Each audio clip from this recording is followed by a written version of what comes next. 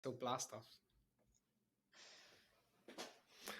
Welcome to the Better Business, Better Life podcast with one of your hosts, Stuart Wilkinson, and the other one of your hosts, Dave Jaggs, and we've got an awesome guest today, Lauren Bastin. So welcome. The Welcome, rose Lauren. between two Welcome to a thorns, podcast. Oh, thanks, Dave. My pleasure. I was wondering if you were going to take the English rose line there.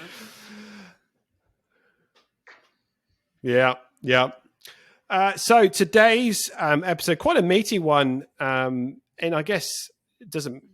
Yeah, when we get into it, we'll talk a little bit about timings and stuff. But we're going to talk about selling your business and things you need to consider. And we're going to sort of start at the initial thought process right through to actually doing a deal and everything that's kind of involved there, and things that I guess things that you just might need to be thinking about, terminology, processes as well. So the beauty we have with Dave and Lauren, and the reason they're on the podcast, is they've both done this themselves. They have both personal experience and obviously working with our clients on this as well.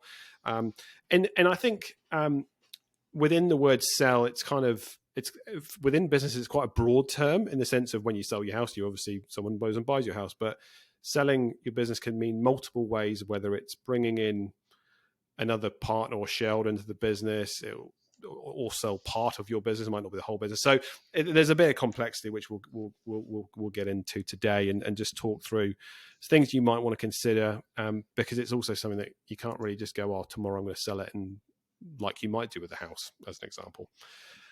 So let's start with when should you sell, and I will start with Dave to maybe answer that question. Now, Dave, you've been through this process yourself. When should people start thinking about selling? Well, I guess there's a few different factors for this, and I guess the one I stumble across most with RightWay is actually they kind of want to start thinking about it because they're starting to think about like the end game. They're starting to think about retirement, or they're starting to think like, I'm kind of coming to the end of this stage of my life and it's time to kind of shift it on.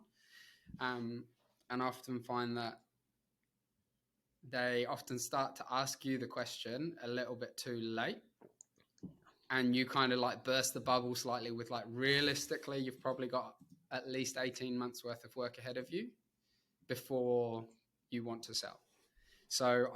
And that was something that I kind of got my kind of eyes open to very early on, was always start a business as if you're going to sell it, even if you've got no intentions of it. But I guess, so from a point of view, when should you sell? Well, realistically, it's succession planning, it's getting that side of things done, or it's just when you've had enough of it and you're not putting your heart into it anymore. I guess that's the main things as to when you should sell from my eyes. I guess linked to that point though, Dave, that's an individual view. And I guess one of the parts of the advice here is if there's multiple shareholders in the business, multiple directors, whatever you want to call it, it's making sure you're all on the same page on that as well. Because, if you've got someone that's like, I want to get out of this in a year, and the other one's like, oh no, I've got a 5-year pathway I've got here, or I see the business going in this direction, whatever it might be, that's where friction can arise if we're not kind of clear on that. And that can mean different things. But so it is an interesting thing that, part of it is just communication and understanding where you're at with it. And interesting you say that people often might think a bit too late. Lauren, your thoughts on timing and starting the process and things to also maybe things that you may be, as a business owner, not realizing that might be happening, actually are indicators that it might be time to sell. As Dave touched on, I think the reasons behind why you're selling can actually really indicate the time that it is to sell. I mean, if you've got time on your side and it's for retirement purposes or whatever the case may be, then the earlier the better in terms of looking into it. Because ideally you want to show about 3 years worth of good financials prior to selling. So you kind of want to get all that sort of stuff in order prior to actually listing it. But obviously, I mean, with COVID and all that kind of stuff that we've just had recently, there are reasons beyond just retiring. I mean, some people need to sell for the financial reasons. So as soon as you realize, I guess, that is a requirement, it's about getting in touch with the right people then to making sure it's looking as good as possible. Yeah, definitely. Yeah, and I think I think that real key question of, and even if you're not thinking, if you're listening to the podcast and you're like, oh, I'm not going to sell my business, is, well, maybe the first question is, well, what is your exit here? How are you, at some point you're not going to be working, hopefully, unless, anyway, that's another story. But, at some point you won't be in the business. So what is your exit strategy? Because I think a lot of what we talk today is it's talking about the exiting of the business. And I know that for a lot of business owners, their business is part of them and part of their identity and a part of gives them purpose in life. Hey, I've created ABC Plumbing or whatever, and that's got pride in it. And the thought of someone else having, driving around that with the sign written van, which is not you, is kind of, whoa, that's mentally. So there is a mental kind of barrier that you've got to go through, isn't there? I guess as a business to go, well, this is not going to be mine, but you have to kind of start thinking in that realm. Would that be fair to say, Dave? There's some mental stuff you've got to process kind of first? There's a big mental shift, isn't there? In that whole process. And yeah, you're effectively taking something that's, I think, can largely have been your identity, and you've kind of trying to find your own new identity. So I think there's quite a process in that side of things, isn't there? And it's and also you need to unpick the customers away from you slowly over time, so that they're like beginning to see your staff as the business rather than you. And that in itself is quite hard, because I think one of the most common things I've always been told is no one will ever do as good a job as you, as the business owner, like yes, you're always going to go the extra mile. You care. You are the one who with the most care.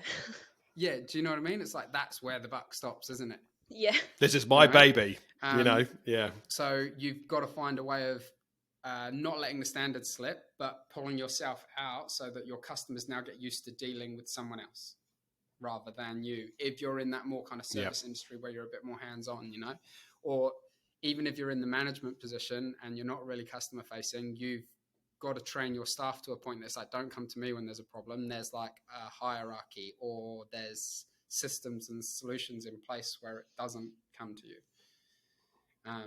So yeah, it can, and that in itself is like a real mental shift, I think. You've got to a certain degree, reprogram yourself to step away and not be the solution, which is 9 times out of 10 everything that you've been doing for the last however long you've owned it for. Yeah, I find the mental shift can be harder for those businesses that start almost as a passion project.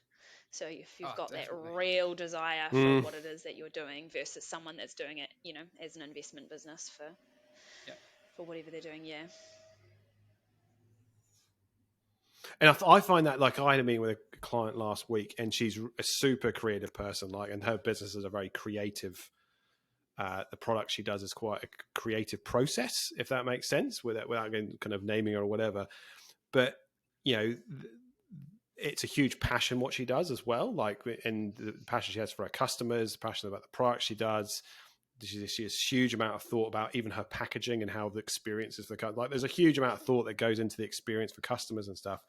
So you're right, the emotional part of selling that business, which could be a really good business to sell, to be honest, down the track, that's not involving her, would be both one for the business, as it currently is, would be a problem, but also secondly, for her mentally, would be right challenging, I think. So it is interesting about how you go in there, because you're right, Lauren, people do go in going, hey, I'm buying a business, I'm starting the business with the goal to sell it in 5 years, I want it to be at X, and I'm making every decision on the way based on this goal. But there's a huge amount of businesses that go in because I'm going to create the business and I'll give myself a return of X or whatever, but they haven't taken that next step of going, well, what is the end game here? What if I'm not here? What happens if I want to change course or whatever?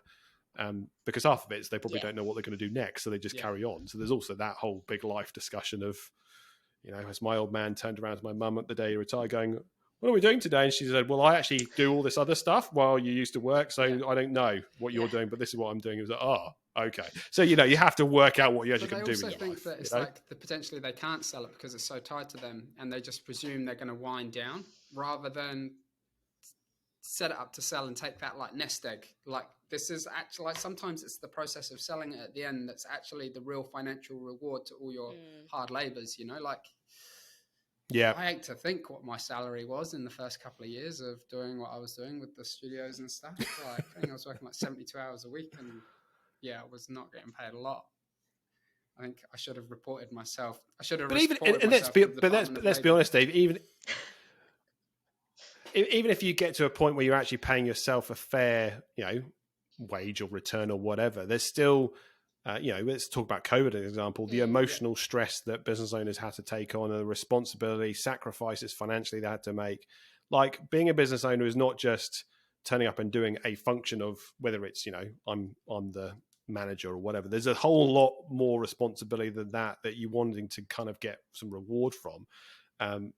So I guess that puts us on to our next point: is how do you increase how do you increase value in your business? And there's obviously a financial aspect, but I guess, Dave, let's just talk on your point. You started to talk about that conversation about how the business operates without you as a business owner there.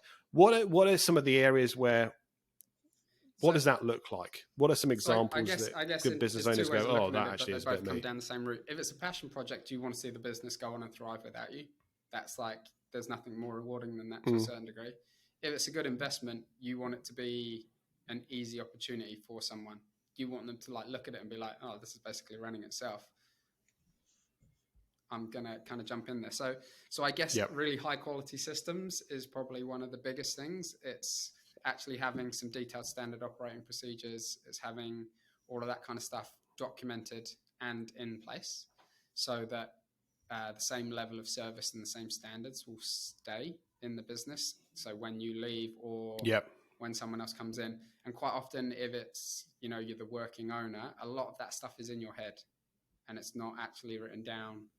And, you need to go down to as far as like, this is what I do on this week and this month. And it's all of those little things about like, where are your domain names kept? Who's got your web hosting? Because they are the little things that go missing, and then suddenly your website's down and your emails are down, and you're like, wait a second. And this is it's all complicated, and you've jimmied this to make that work, and all that sort of stuff. So it's actually having all of that stuff documented, because that's the side of it that will increase the sale value, because they'll look at it and be like, well, actually, this business is hot to trot. It's good to go. I don't have to go in and kind of create that kind of stuff myself.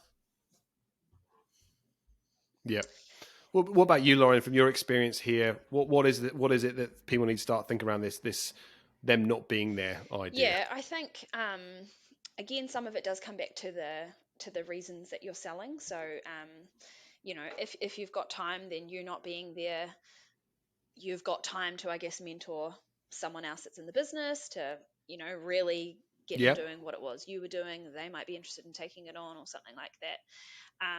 But following on from what Dave said, I think to like increase that perceived value, verifiable stuff is really important. So, it can be documents and systems in place, but it can be, this is what I've said happens on this day, and if I'm not there, then I've got this in place to do it. Being able to prove that is a huge thing that gives confidence to the next business owner, that makes them go, okay, I can actually do that. So it is worth X dollars. Where if they're always left with those questions, that's when they kind of start to discount that price. Yeah, and I think that's where it increases your multiplier, doesn't it? When you're talking about like multipliers on EBIT and things like that, the quality of the business, whether it's because of its like business contracts, whether it's because of its staffing or because of its systems, that's where you can really start to like, well, no, actually, this is what I want, and I'm holding tough because there's going to be another buyer if you're not one. Yeah. We're quite trusting people too. So I think if, on the first outset you say, oh, for example, I got this contract in place and so this will continue for you, people will kind of take you at your word until they start digging. And then if that doesn't actually stack up, the whole project can fall over because they just lose trust. And there'll be a lot more questions if there's one thing that's not quite right. Yeah. Correct. Yeah. It's about reducing the variables, isn't it? For that acquirer going, okay, if that business owner or the current business owner is not there, what are the variables that I have to be aware of that could change? and the more that are off that list, the better. But because the one you've talked about there is contracts, and there's kind of contracts are, I guess, a really important part on two front. One, customers and understanding, and that depends on the business you're in. Obviously, if you're in, like, say, hospitality, then you're not going to have contracts for your customers. But if you're in a service-based industry, project-based industry, or whatever, one of the big variables is obviously, as Dave put it, the relationship the current business owners have with their clients or customers, and what that effect will have. Now, if you've got good contract processes in place, good terms, but also the relationship management of customers is diverse, it's not all on you and you're the only one they speak to, that's, again, it gives certainty of that the work will be there, but also the disruption of, oh, well, after that contract doesn't mean they're just going to disappear because Bob's now left the business and sold the business. So customers is a huge one. I think that, I suppose, Dave, in your experience, with in the gym and physio business, it is a relationship-based business, that, isn't it? There's trust in the people you deal with and operate in, because and we never announced I was leaving because of that exact reason. So we put it out to, like, hopefully they know now. Do they know now? For we Dave. put it out to our members that I was leaving, and we did a party with those guys. But we never kind of announced it anything wider. We didn't do it to, like, our wider email base. We didn't do it to, like, Facebook's social media channels. So you kept it pretty tight. The reason we did that was, like, those people who would potentially wander back in, we wanted them still to wander back in, because it's still the same place. It's just not me. Yeah.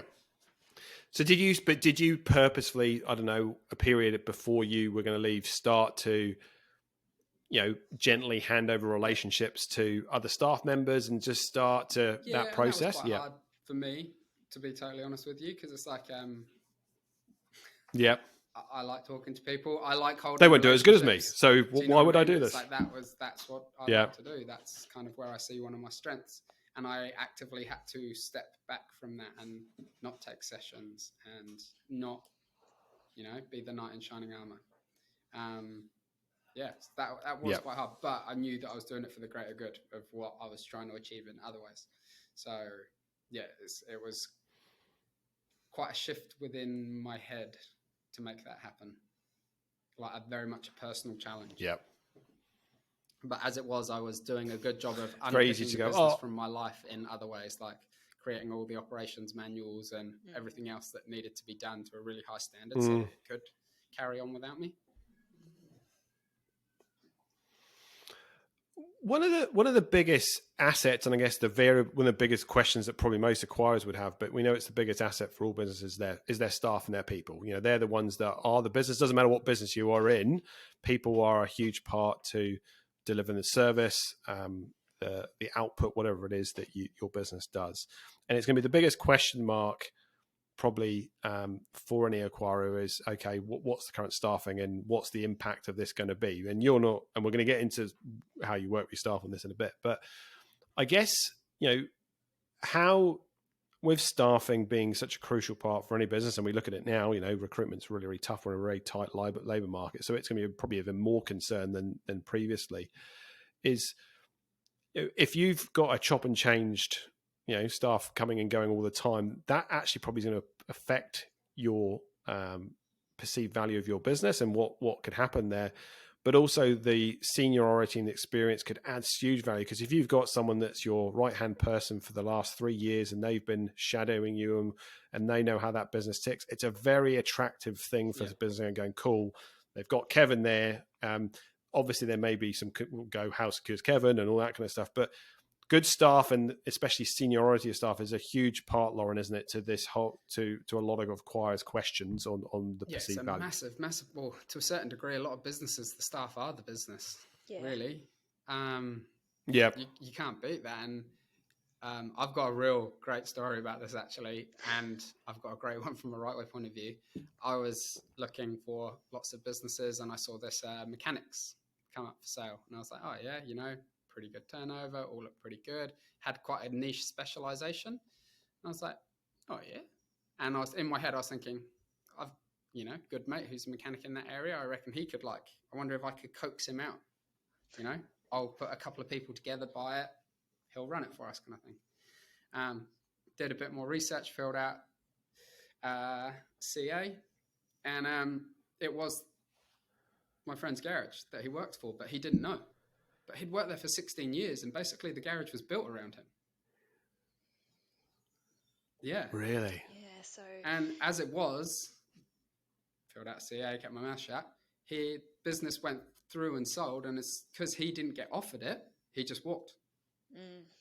So the guy with the most experience in the whole because he was thinking for 16 years, 16 this years, is he it. just wanted to buy it. That was his thing, but it got kind of taken from underneath his feet. He just, it's a fine balance, and though, with isn't him, it? the mechanic lost their only guy who could do a warrant of fitness, and we're talking like they were like the old classic Jaguar car within like the region. So it was a very super neat, niche. yeah, like that's the And, place like, you went, honestly, kind of just thing. Yeah. walked, and he just got picked up by someone else. And you're just like, the guy buying it would have thought, brilliant, that guy's not going anywhere. But actually totally missed the trick by one, not offering it to him. And two, I think if he'd have included him in the process, whether he'd bought it or not, he would have stayed because he actually loved his job, but he just felt like he'd been dealt with really underhandly. It is. But you mentioned there, Lauren, is a fine line. So do you want to just talk through that? You can have a business that you work for, and as an employee, if someone comes to you and tells you that they're about to sell, let's just say your mechanic friend wasn't in the position to be able to buy it. He's then put in the position of, well, am I going to like the new business owners? Should I look for another opportunity? It Raises questions. Creates doubt and uncertainty for people, and that is when they tend to look for something else. So it can be a fine balance. I do agree. Once you've really made up your mind, it is quite good, especially your key senior staff, to, get them involved if you're able to. But it can be a fine balance, yeah. And I think it's also probably, in that example, Dave, 16 years, that's a long time. Like he's known one boss, he's known one way of the business running. Yeah, correct. So the change of a new buyer is just like, that's off the Richter scale kind of stuff. Whereas if I'm in a business, I'm not saying that it constantly sells, but maybe there's other managers there that are part of the process or whatever, how you operate that business is going to be, you talked about, Dave, from a systems point of view, removing yourself. But if you're also not involved in every staff management decision, every problem, again, that the gravitas of that person living is huge. If after 16 years, that's the only way they know run, because the questions are just, whoa, I just don't know that world. Like I'm not even in my stratosphere of thinking. I think there are ways you can go about it too, because if you've got a key staff member that you're wanting to retain to be able to sell the business, you might approach them first to see if they want it, and if they aren't in a position to do that or don't actually want it and are happy in the position that they've got, you can work with them on seeing what it is that they want from a potential buyer to keep them on board. Is it a pay rise? Is it, a different scope to your job? Is it, and then you can work with the potential buyer on getting those things for your employees as well. And for the potential buyer, they'll often want because as a seller, you can staff member, won't they? Yep. But as a seller, you obviously can put conditions on your sale. I think that's the thing that, as you said, Lauren, that it's not just the price. There are other things that you may want to put. I think the famous one was, I always pronounce it wrong, but the guys that do the plastic containers to steamer, what are they called? They do the... Yeah, but when he sold a business, his condition was you have to keep the operations in New Zealand for X amount of years. Like, if you want to buy it, cool, but you have to do these things. Like, you have to keep this, you have to do that. So I know that's a huge multi-million-dollar level. Profitable that you can throw like outrageous like demands in there.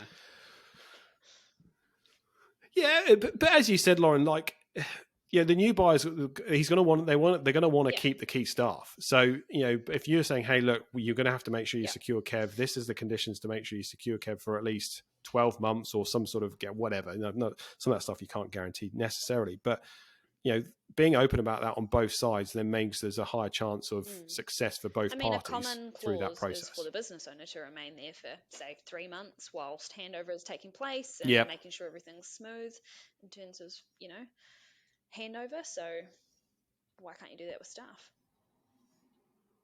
Yep. Yep.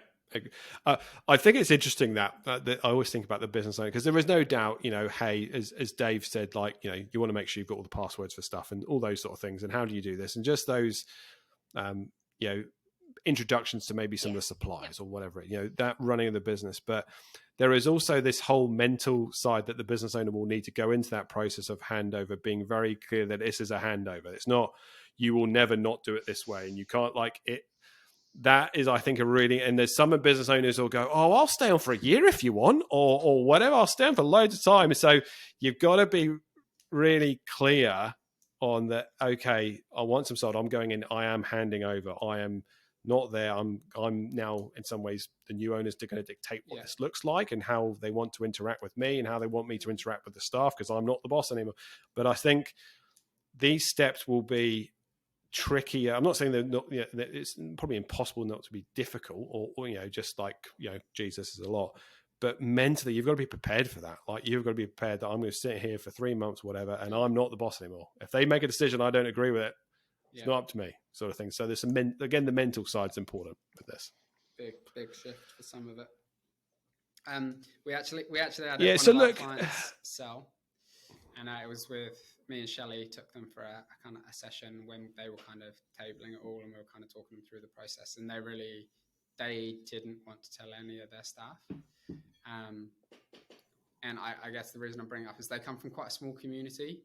And we were like, look, the chances are the person who's going to buy it is within your community. And there's a good chance that once you've listed it, there's only a couple of potential options of what it could be, or what could be for sale. So it's going to get out. So we really encouraged them to tell all of their staff and be in front of it, just because it was like, it's not like a cafe that's in Auckland. Do you know what I mean? Where it could be one of a number. It's like a cafe in a small community. It's like, it's one of two. Yeah. One of them sold not so long ago, and something else is for sale. So it's kind of like, look, with that in mind, we think you should sit down and tell your staff. And they ummed and ahed about it, and they ended up doing that, and all of the staff carried over to the new owner, which was great. So yeah, I think, taking into account the personal, other circumstances to the business could help decide whether you're going to inform staff on what that kind of decision looks like. I think it's an excellent point. I think on those examples, though, I think is no one, if you're an important part as a staff member of that business, the last thing you want to do is hear things secondhand. Like, that is just what that's going to erode the confidence in you a little bit, but also the process and maybe the new buyer unfairly, probably on the new buyer, to be brutally honest. And looking at that individual situations of, as you said, look, they'll work it out pretty quickly, and you don't want them to be like, that's where I work, isn't it? Yeah. I think just, obviously the financials are a huge part to this. So Lauren, what are the key metrics within the financials? And these, there's different KPIs that are important for different industries. There's kind of that caveat, but underlying that is profit. So what are the things that from a, as Dave said, this is a process. You talked about 3 years of good numbers. What does that mean? Again, it's another mental shift. So, you go into looking at your financials at the end of the year with your accountant, and you're trying to get your profit generally as low as possible so that you can pay the tax man the lowest amount possible. But in all honesty, you need to reverse that mindset and be trying to pay as much tax, because that means you're making as much profit as you can out of the business. And you really want to be showing that for 3 consecutive years, or at least be showing growth, right? So that it wasn't just a random 1 year last year where they could put it down to a COVID year where something happened. You want to be showing consistent growth and that it's still going. That's your best bet to getting perceived value from the client. But there are things that get stripped out when you're looking at your financials. So generally you'd prepare what we call a pro forma profit and loss. So anything that's sitting in your expenses and your income that's one-off, that's arguably personal. So maybe there's motor vehicle expenses that you're allowed to claim for the ID, but you don't actually need a motor vehicle to run your business. Things like that we're allowed to strip out and we tell them that we've stripped them out, but then we present a number that's generally higher than what's actually presented for the IRD anyway. That is what we typically base the valuation on. So it's those key metrics. A huge and I one think is obviously gross profit if you're a business that has a GP. It's getting real tidy on your reporting as well, isn't it? Really tidy in your reporting. Yeah, as I said, like verification, it's huge. They want to be able to go, okay, you've told us that you made $1 million of sales. Where's some proof of that? Well, actually, I took 100K of cash and I've just journaled that back in. That won't wash up. So yeah. We actually correct. We switched to the 4-4-5 method in that kind of final time before we were getting ready to sell, because it's like with physio, so much of our billables, I guess, were done at the end of the week, but then depending when the first of the month fell, you kind of lost. You had 5 weeks worth of wages in 1 month, but then 5 weeks worth of billing in the other month, then it would totally skew your figures. So we switched to that 4-4-5 method just to actually make sure that our year really reflected itself well. Do you know what I mean? It just took out a lot of the highs and lows, but from a point of view of creating a really honest reflection of how well we were doing, and it shows consistency. Yeah, so much better. But it just wasn't an issue before that because we kind of knew where we're doing at the end of the year, but you were trying to show that real consistent growth throughout the year as well. And I think that's a good, just being on that very good point there, Dave. Like, as the shareholders of the business, director of business, you're looking at it, a set of financials through your eyes, and you go, as you said, Lauren, can we do something about this profit? Because that's a tax bill, and I want to be. But let's be honest. What you're judging on is the return from this business what I want it to be. And if I'm happy, no one else really matters. To be brutally honest, nothing else matters. As long as the returns thing, I've got the cash flow I need to keep the business going and contingency, all that kind of stuff.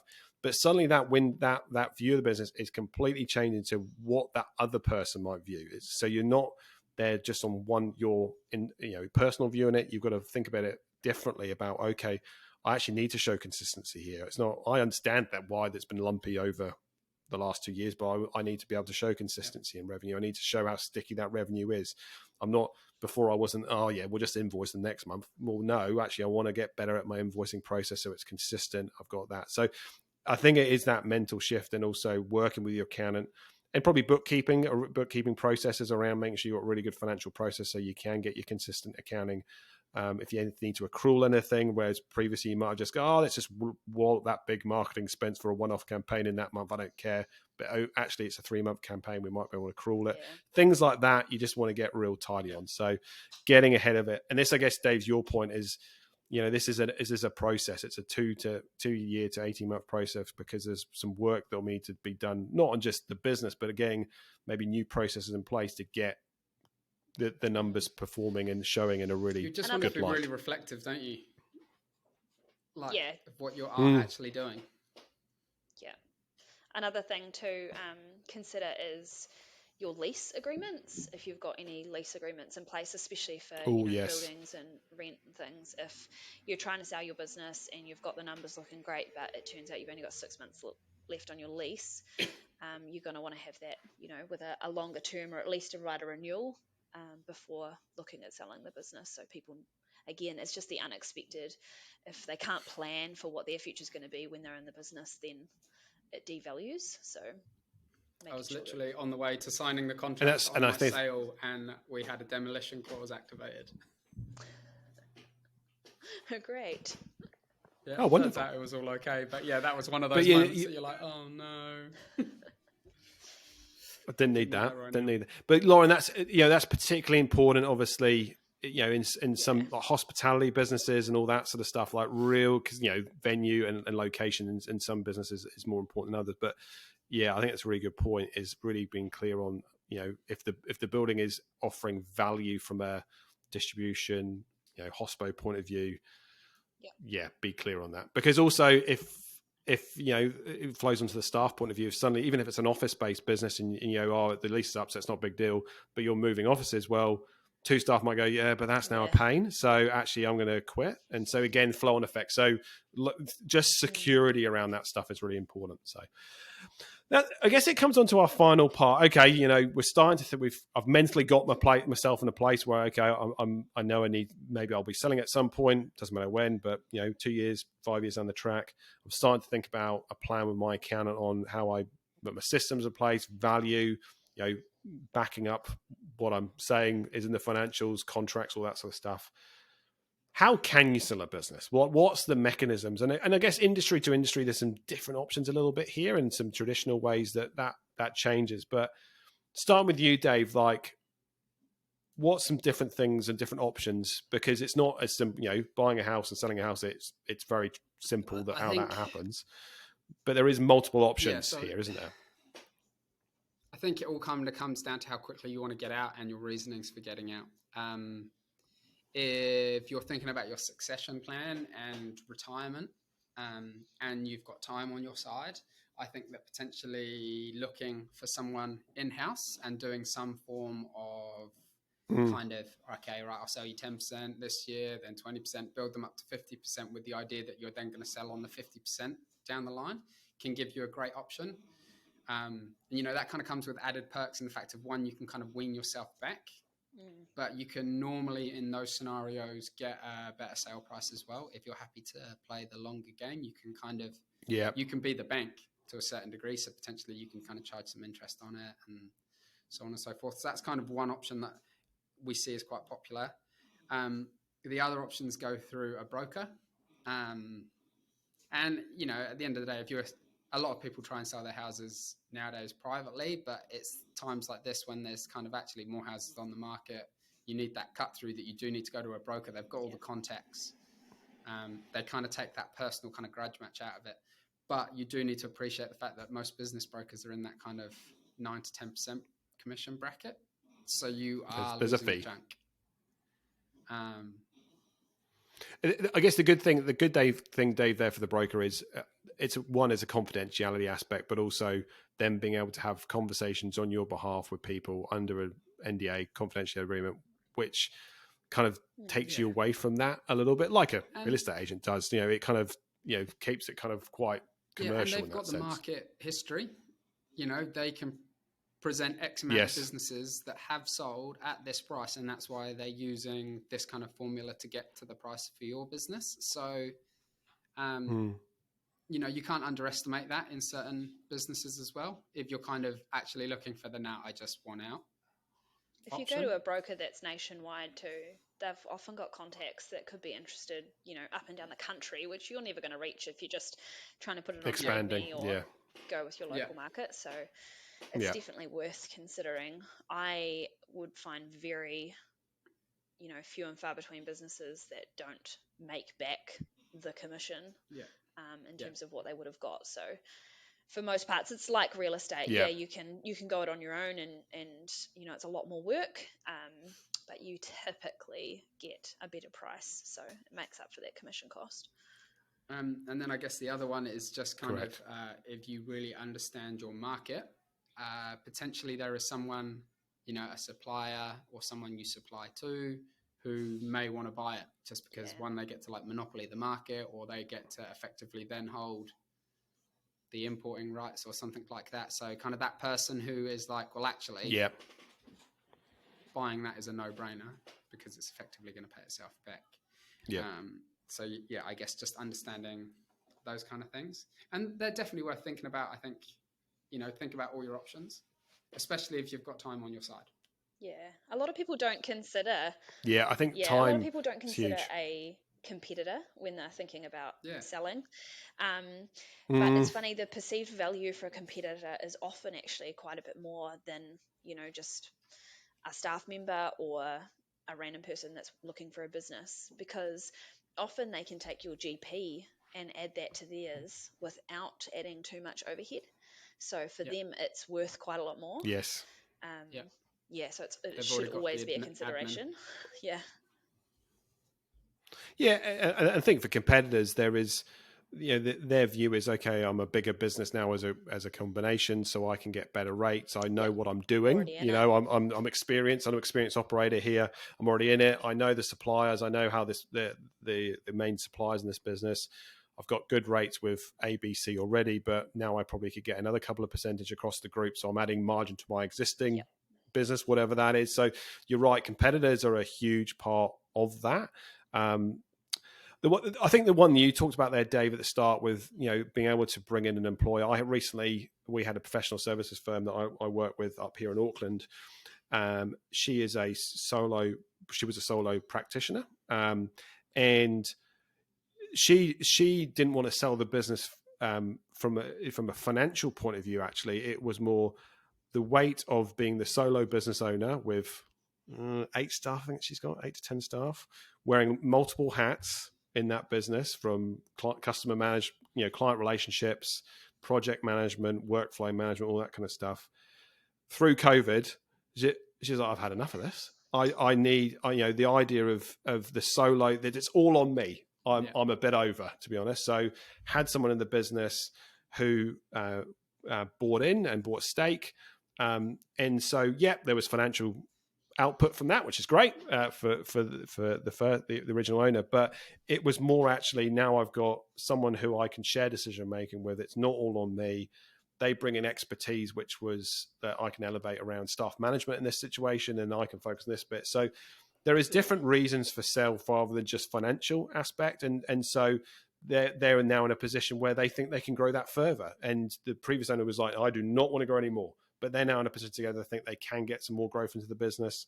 They feel they've got a much better platform for that. And so it's kind of a scaling thing for them, but also a really mental part of the original owner. So I think you're right, being able to bring people in and trust. There's different ways of staggering it. But you see this a lot in construction, don't you? That, hey, I've got great staff here. I want to retain them. I want to exit in, 10 years. Well, let's look at that. How do we start that process now, by which means I've got my key staff who are project managers or whatever, means I've started an exit strategy, and I know and trust these people. So I know they know how the business operates. So there's multiple ways this can work, I think.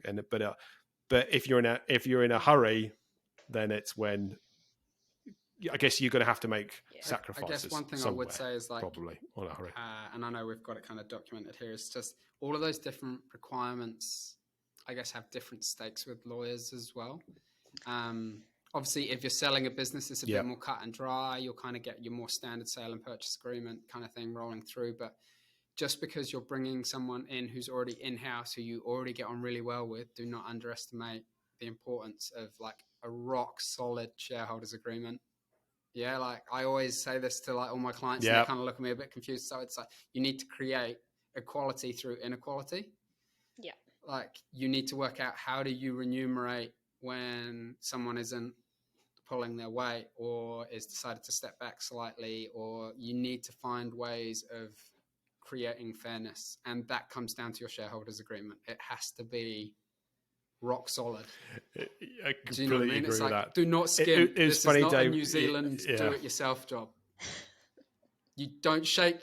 The handshake will not do. While sitting on a box of he's a good bloke. Nah, go to a lawyer. It protects both sides. It's funny when that example I talked to you about. Yeah, we talked obviously a bit about numbers, which Lauren was involved in actually. But I remember we had quite a long conversation about, how are you comfortable here? And we talked through some situations, and look, they had the shareholders agreement, but it was before we actually kind of put pen to paper. We talked through some stuff. And I think that is so important, going, what happens if this? Because also you're bringing someone into the realm, irrelevant of the percentage of shareholder that you start them in, that they need to be aware of what's going on in the business. Suddenly they've got to be meeting with the accountant so they can see the full financials. Suddenly it's a huge dynamic change within the business that you've got to talk through.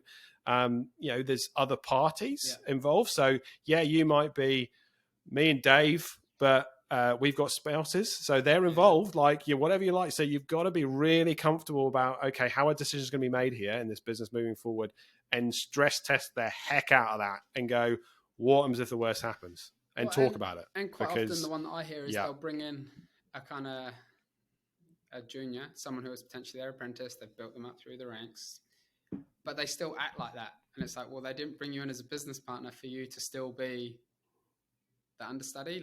They're bringing you up to level. So one, that's you taking a step back and going, okay, well, actually I need to give them the responsibility and the power to be a level, an equal with me. And two, it's just checking that they're ready for that. Like, you know, Yeah. they got to step up. And that they're aware of what the dynamic will be once they're there, because, you know, quite often if you bring someone into the business, or sorry, if you, you know, bring them up to be an owner and they've already worked there, they might be someone who is already in, say, middle management, already working their guts out for the business. And then you bring them up to be an owner with your perception as the current owner that you're going to be stepping back a bit because you've got joint responsibility now. So often if they don't have the skills to then push their old stuff down, you know, they're sitting there going, well, now I'm just doing more work, and you're relaxing a bit. So it's clear ideas of what that's actually going to look like once it's in place. And I think in some ways there's probably two parts here, is being really clear on what is our jobs in the business to function. So you're a project manager, you're the cafe manager, whatever it is, and I'm X, whatever. And that may change, as you said, Lawrence. I mean, that may change, but being clear with that. But then it's, okay, what is our role as shareholders? As shareholders of the business now, how are we going to operate? Do we have a monthly meeting where we look at the plans, we talk about the financials, we talk about that? You know, but as you said, it comes, especially if you're bringing them in as a minor shareholder to start with, you know, I think just trying to, you know, how do we make decisions on how we allocate profit, how we allocate returns? It's just talking that up front it's very different hats. And so I think being really clear, okay, we'll carry on in the same roles, but actually this is then how we work as shareholders. We'll monthly, whatever, I'm just making that up, but, you know, whatever. If this crops up, how do we deal with this? You know, we'll sit down, we'll talk it through and whatever. So I think, you know, one of the things we've got here is, you know, when should you involve a lawyer and accountants? And obviously we're biased because we're accountants, but your accountant can play a really good role in starting that process with you and conversations around that. But also once you're into the new world, it's really important. I know as accountants, it's also, we're like, oh, well, we've just dealt with this person. Now we have to do it with two people. So, you know, we have to be mentally really agile as well. But having really good advisors around you can help make sure those conversations are happening on a regular basis and be really open about it. So, yeah. I guess, Dave and Laura, when you know, I guess as soon as possible, as soon as you start to think about it, is when you should start thinking, talking with the ramifications, the professional services guys. Because also the other side of it, I think, is understanding what does it actually mean for you as well. Because let's be totally honest, a lot of business owners use their business as a cash machine, and as soon as they bring in a business partner, they can't do that anymore. Yep. Do you know what I mean? No. And that's a big shift as well. So I think, you know, actually have that chat early is really good. And also conversations we have a lot, especially to do with any form of businesses, is when you're about to make a big shareholding change. Sorry, I'm about to step on Lauren's toes here. You know, there's things to be taken into account, like can you carry losses forward, all of that side of stuff. So you need to be well and truly in front of that. And there's changed that, and say, oh, we did this. It's like, well, that's too late. Yeah, once it's done, there's nothing we can do about it. Or you've done too much and now you've lost your tax. Yeah, you've done something and now you've lost all your tax losses. Shareholder continuity. So yeah, Lauren, just doing it without going into the you know, all the detail of shareholder continuity. All the real fun just stuff. What's the key things there you need to start? Yeah. Oh, well, you know, it's fun when it's not fun when you made a change. You're like, so that 200K worth of losses I've lost now. Yeah, you can't use that back on. Yeah. So obviously, if you're looking at selling, then the balance sheet for you, from your point of view, is a big thing that you need to consider. So it's what you've got on there. It's your assets. Are you selling all your assets? Are all of them going with the business? Did you claim depreciation? Did you claim GST on them? If you did, you know, you're going to have to return that on the sale price. Loans, talking to your bank, what it means for your loans once you sell. Are any of them secured over your property? Do you have to pay them back? So it's touching base with quite a few different people. Yeah. But a big thing for the accountants is also timing, and it's a big confusion for a lot of clients. So, you know, if you sell a business 2 months into a new financial year, for example, you know, 4 months if you sold it today, you do still have to do your annuals, your tax returns, and everything for the 2023 year. So it seems like a really long wait for business owners. Once, you know, the business is gone, it's July, and in a year's time, you're still having conversations with your accountant about doing those final wrap-up things and paying your last ACC bill. So it's, you know, keeping a chunk of money aside as well for the bills that do keep coming, unfortunately, with a lot of that. Yeah. And at the same time, it's starting a business at the And right that comes time. down also then your structure. So, like, don't start Yeah. it 1 week before the financial year rollover, because you're going to end up filing a set of Yeah. annuals. Get years worth of Yeah, bill, carry which bills. we've seen Yeah. people do, and then they're like, "Yeah, but I was only there for a week." It's like, "Yeah, but you were there for a week." Yeah. The IRD doesn't care. You were there for a Yeah. week. Yeah. Yeah. Yep. Yeah. All right, guys, we've covered a lot there. So look, if there's any further questions or people have, reach out. Marketing@rightway.co.nz is a really good place to start, and we'll start there. Make sure you subscribe to wherever you listen to this podcast, and also check out RightWay's social medias to keep us up to date with all, obviously, podcast episodes, but also any other content we produce. Thanks, Dave. Thanks, Lauren. That was super useful, super insightful, and we look forward to catching up with everyone soon on the Better Business, Better Life Awesome. podcast. Thanks. Bye. See you later.